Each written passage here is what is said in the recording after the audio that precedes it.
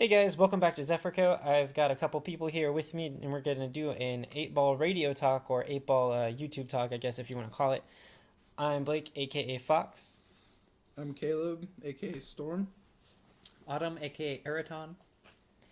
And let's just go ahead and get straight into it. So, Caleb, you were telling us about these epigenomes? Yeah, I took a 3 hour, I guess it's kind of like a class, and they had a doctor come in. Her name's Dr. Shrama, and she was talking to us about how she was splicing epigenomes, which the epigenome is basically a part of our gene that decides what we're going to be.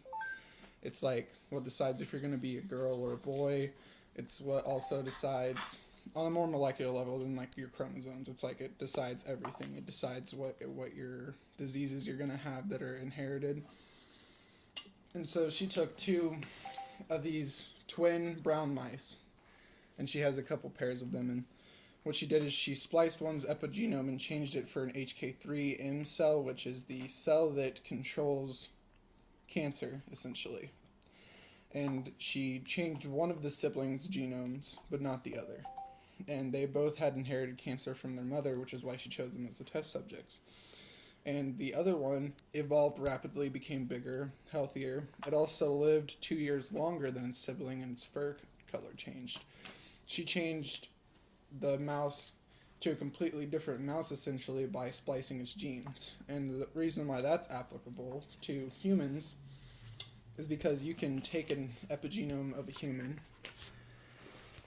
and make it to where we cannot develop cancer anymore. Or that's what she's trying to do with her research, is to where we just can't have cancer cells grow in our body, period, at all. And so far, she's confident enough with her work that she thinks that she can stop breast cancer and small cell non-Lucas lung cancer completely from us ever having it again.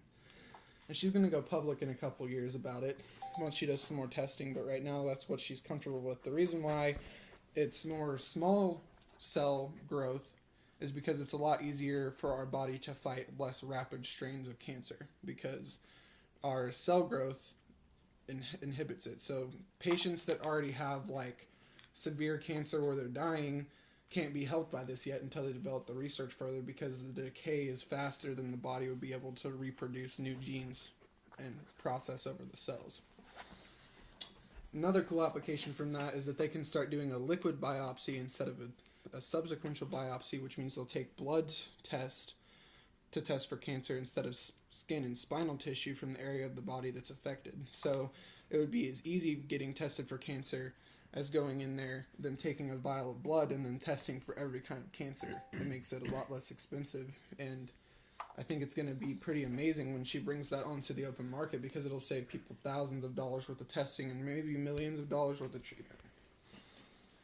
Dollars. It could save their lives. That too. But And time. time and money, but right now it's just she's thinking more of a money aspect because she has no solid proof with human testing yet. So the way she's pushing her thing forward is that it's going to save cancer patients that are currently there tons of money in the process of them having cancer, and giving them a option for a cure.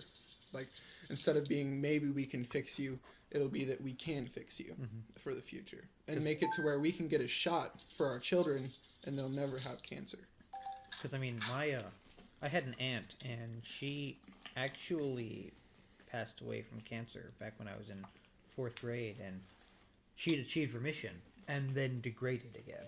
And with this, if this technology was in place back then, she might still be alive.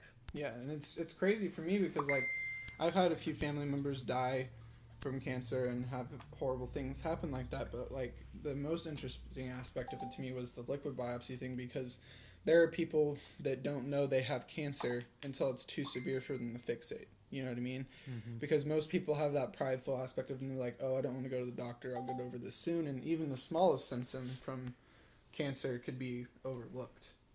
And I think that just being able to do a blood test with your monthly checkup and being able for them to test for every kind of cancer there is inside of your body, or lymphatic cells with the HK3Z, would make it to where they not only would they be able to stop cancer in the future, or maybe just preventing it from happening overall. Because, like I said, being able to have a liquid injection that just changed your genes when you were a child and you just never had cancer your whole life, you never had to worry about that, would be a game changer because there are so many things that are carcinogenic in our world.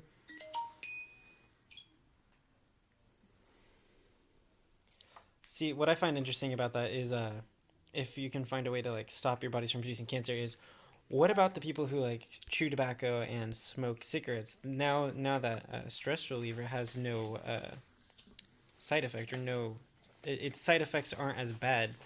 So then you have more people wanting to buy it. I mean, that could be a downside too, but at the same time, it's like the good part of it would outweigh the bad because they're like for instance, St. Jude's Research Hospital. How many patients there are innocent children that didn't make a poor choice in their life yet, but are still affected by such a deadly disease? And if it was a situation where they could smoke or chew and they wouldn't get cancer from it, that would remove part of the problem of it. Because, I mean, No. Well, what I'm saying is like I'm not saying that smoking is bad. Of course, it's bad right now because of cancer, but and it's a bad habit because of how expensive it is. But well, it's also bad because you'd still have like the tissue damage that came with cancer. Like your mouth would still rot and have infection. You could die from that. And just with the smoking, your lymph nodes wouldn't heal any faster, and it would still. I feel like smoking and chewing would still be just as big of a problem because the major effects besides cancer are more prominent. Like less people get cancer from smoking than they do just dying from their lungs giving out at an older age. You know what I mean? Because it coats your lymph nodes in your lungs, which is what enables you to breathe, and those don't heal. They're not regenerate. Yeah, you can't regenerate that cell. My grandma's actually failing because of that. Mm-hmm. And she recently stopped smoking, but she smoked from 16 to 85.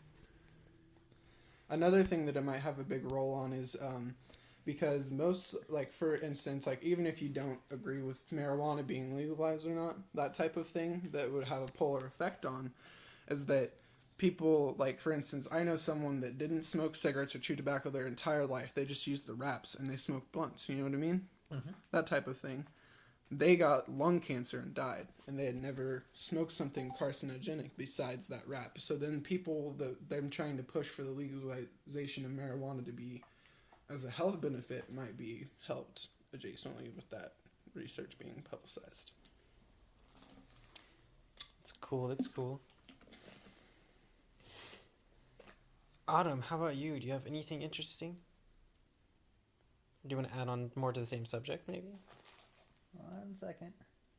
She's too focused on trying to lose this match. Oh, you've got to be kidding me.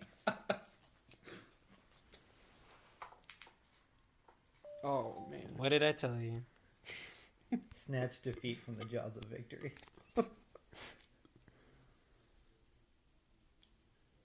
Blake, just know that when I'm a pilot, I won't let you come up in my really cool jets.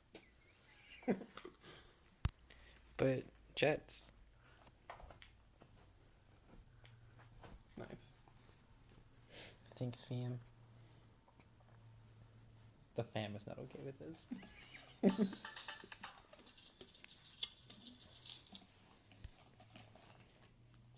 And Fox wins. That's 2-0 so far. I'm gonna go Oh, cry in the can't corner. play right now. What are you using to record it? It's called AZ Recorder. And so does it just record what's like happening in the current environment on your phone and like outside of it? It'll record what I am playing, watching, doing. It'll record pretty much anything, and it'll also record our voices. So that whole conversation we just had about epigenomes, everybody gets to hear. That's also why I had us do that little introduction at the beginning. By the way, just a shout out to Dr. Shrama and all of her amazing research. She's a great person for what she's doing. Is any of that proprietary information? It is, because I don't want to talk about her research and not give her creds. Like, she did an amazing job and she's invested her life into it. So Oh, yeah, works. All right. Well, I think we've got a little bit of a content. We'll try and have another radio talk up here soon. Maybe, I don't know. Today was kind of a special thing, something different rather than our usual challenge videos, but I thought it might keep you guys intrigued. If you like this video, subscribe and hit that notification bell so you'll know when we post our next video. Comment Storm if you want Storm back more. Comment Araton or Autumn if you want Autumn back more. And thanks for watching Zephyr Q. Boy.